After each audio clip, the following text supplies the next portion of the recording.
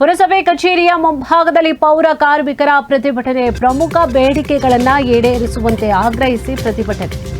ದೇವನಹಳ್ಳಿ ತಾಲೂಕಿನ ವಿಜಯಪುರದ ಪುರಸಭೆ ಕಚೇರಿಯ ಮುಂಭಾಗದಲ್ಲಿ ಪ್ರತಿಭಟನೆ ಮಾಡಿದ್ದಾರೆ. ತಮ್ಮ ದಿನನಿತ್ಯದ ಕೆಲಸಗಳನ್ನು ತ್ಯಜಿಸಿ ಮುಷ್ಕರವನ್ನ ನಡೆಸಿ ಆಕ್ರೋಶ ಹೊರಹಾಕಿದ್ದಾರೆ. ಪೌರ ಕಾರ್ಮಿಕರನ್ನ ಸರ್ಕಾರಿ ನೌಕರರೆಂದು ಪರಿಗಣಿಸಬೇಕು. ನೇರ ವೇತನ ಪಾವತಿ, ನಿವೃತ್ತಿ ಪಿಂಚಣಿ ಸೇರಿದಂತೆ ಹಲವು ಬೇಡಿಕೆಗಳನ್ನು ಇಟ್ಟಿದ್ದಾರೆ. ಬೇಡಿಕೆಗಳನ್ನ ಈಡೇರಿಸುವವರೆಗೂ ಕೂಡ ಕರ್ತವ್ಯಕ್ಕೆ ಹಾಜರಾಗುವುದಿಲ್ಲ ಅಂತ ಆಕ್ರೋಶ ಹೊರಹಾಕಿದ್ದಾರೆ. ಬೆಂಗಳೂರು ಗ್ರಾಮಾಂತರ ಜಿಲ್ಲೆಯ ದೇವನಹಳ್ಳಿ ತಾಲೂಕಿನ ವಿಜಯಪುರ ಪುರಸಭೆಯಲ್ಲಿ ಆಗಿರುವಂತಹ ಘಟನೆ ಇದು ನೋಡಿ. ಪುರಸಭೆಯ ಕಚೇರಿಯ ಮುಂಭಾಗದಲ್ಲಿ ಪೌರ ಕಾರ್ಮಿಕರು ಪ್ರತಿಭಟನೆ ಮಾಡಿದ್ದಾರೆ.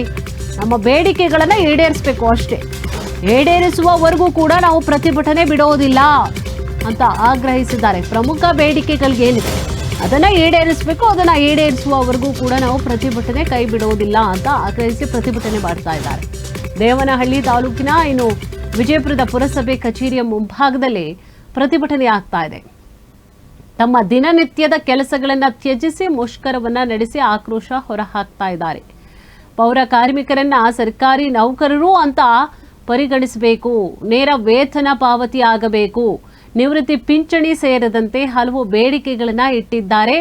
ಬೇಡಿಕೆ ಈಡೇರಿಸುವವರೆಗೂ ಕೂಡ ನಾವು ಕರ್ತವ್ಯಕ್ಕೆ ಹಾಜರಾಗೋದಿಲ್ಲ ಅಂತ ಆಕ್ರೋಶವನ್ನ ಹೊರಹಾಕಿದ್ದಾರೆ.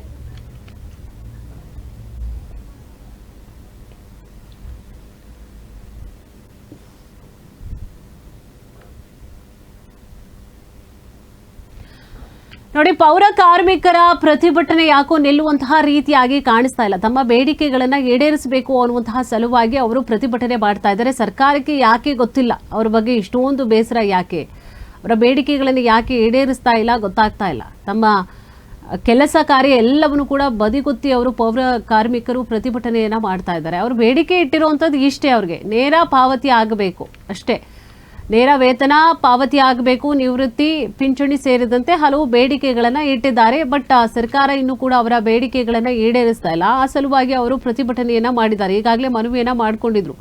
ಬಟ್ ಬೇಡಿಕೆಗಳನ್ನು ಈಡೇರಿಸದೇ ಇರುವಂತಹ ಕಾರಣವಾಗಿ ಅವರು ಇವತ್ತು ಪ್ರತಿಭಟನೆಗೆ ಅವರು ಮುಂದಾಗಿದ್ದಾರೆ. ಪ್ರಮುಖವಾದಂತಹ ಬೇಡಿಕೆಗಳನ್ನು ಈಡೇರಿಸಬೇಕು ಅನ್ನುವಂಥದ್ದೇ ಅವರ ಆಗ್ರಹ ಆಗಿದೆ. ಸೊ ಈ ಒಂದು ಘಟನೆ ಆಗಿರುವಂಥದ್ದು ದೇವನಹಳ್ಳಿ ತಾಲೂಕಿನ ವಿಜಯಪುರದ ಪುರಸಭೆಯ ಕಚೇರಿಯ ಮುಂಭಾಗದಲ್ಲಿ ಈ ರೀತಿಯಾಗಿ ಪೌರ ಕಾರ್ಮಿಕರು ಪ್ರತಿಭಟನೆ ಮಾಡ್ತಾ ಇದ್ದಾರೆ. ಸೊ ಪೌರ ಕಾರ್ಮಿಕರನ್ನ ಸರ್ಕಾರಿ ನೌಕರರು ಅಂತ ಪರಿಗಣಿಸಬೇಕು ಒಂದು ವಿಚಾರ ಆದರೆ, ಮತ್ತೊಂದು ನೇರ ವೇತನ ಪಾವತಿ ಆಗಬೇಕು ಇವ್ರಿಗೆ, ಮತ್ತೊಂದು ನಿವೃತ್ತಿ ಪಿಂಚಣಿ ಸೇರಿದಂತೆ ಹಲವು ಬೇಡಿಕೆಗಳನ್ನ ಇಟ್ಟಿದ್ದಾರೆ. ಅದನ್ನ ಈಡೇರಿಸೋವರೆಗೂ ಕೂಡ ನಾವು ಕರ್ತವ್ಯಕ್ಕೆ ಬರುವುದಿಲ್ಲ, ಹಾಜರಾಗುವುದಿಲ್ಲ, ಕೆಲಸ ಮಾಡಲ್ಲ ನಾವು ಅಂತ ಪಟ್ಟು ಹಿಡಿದು ಆಗ್ರಹ ಮಾಡ್ತಾ ಇದ್ದಾರೆ. ಏನು ಈ ಸಂಬಂಧವಾಗಿ ಪೌರ ಕಾರ್ಮಿಕರ ಸಂಘದ ಉಪಾಧ್ಯಕ್ಷರಾಗಿರುವಂತಹ ಆರ್ ಲಕ್ಷ್ಮಣ್, ಏನು ಲಕ್ಷ್ಮೀದೇವಿ ಅವರು ಕೂಡ ಮಾತನಾಡಿದ್ದಾರೆ. ಏನ್ ಮಾತನಾಡಿದ್ದಾರೆ ನೋಡಿ. ಪೆನ್ಷನ್ ಇಲ್ಲ, ಬರೀ ಸ್ಯಾಲ್ರಿ ಮಾತ್ರ ಕೊಡ್ತಾರೆ. ಪೆನ್ಷನ್ ಬೇಕು, ನಮಗೂ ವಯಸ್ಸಾದ್ರೆ ನಮಗೂ ತಿನ್ನಕ್ ಬೇಕು. ಇದನ್ನ ಈಡೇರಿಸ್ಬೇಕು ಅಂತ ಕೇಳ್ಕೊಂತ ಇದೀವಿ. ಇನ್ನೂ ಟೆಂಡರ್ ಅವರಿದ್ದಾರೆ, ವರ್ಕುದಾರ್ಗೆಲ್ಲ ಪರ್ಮನೆಂಟ್ ಮಾಡಬೇಕು, ಅದಕ್ಕೆಲ್ಲ ಅವಕಾಶ ಕೊಡ್ಬೇಕಂತ ನಾವು ಬೇಡ್ಕೊತಾ ಇದ್ದೀವಿ. ಪಿಂಚಣಿ ಮಾಡಿಕೊಡ್ಬೇಕು ನಮ್ಗೆ. ಆಟೋ ಚಾಲಕರು, ಲೋಡರ್ಸು, ಪೌರ ಕಾರ್ಮಿಕರು, ನೀರು ಸರಬರಾಜು, ಸ್ಯಾನಿಟೈಸ್ ಕೆಲಸ ಕಾಯಂ ಮಾಡಬೇಕಂತ ಇನ್ನೇನು ಸಮಸ್ಯೆಗಳಿವೆ? ಇನ್ನೇನಿಲ್ಲ ಸರ್, ಅಷ್ಟೇ. ಬೇಡಿಕೆಗಳು ನಮ್ಗೆ ಈಡೇವರೆಗೂ ನಾವು ಸ್ಟ್ರೈಕ್ ಕೂತಿರ್ತೀವಿ. ಪಿಂಚಣಿ ಮಾಡಿಕೊಡ್ಬೇಕು ನಮ್ಗೆ. ಆಟೋ ಚಾಲಕರು, ಲೋಡರ್ಸು, ಪೌರ ಕಾರ್ಮಿಕರು, ನೀರು ಸರಬರಾಜು, ಸ್ಯಾನಿಟೈಸ್ ಕೆಲಸ ಕಾಯಂ ಮಾಡಬೇಕಂತ ಇನ್ನೇನು ಸಮಸ್ಯೆಗಳಿವೆ? ಇನ್ನೇನಿಲ್ಲ ಸರ್, ಅಷ್ಟೇ.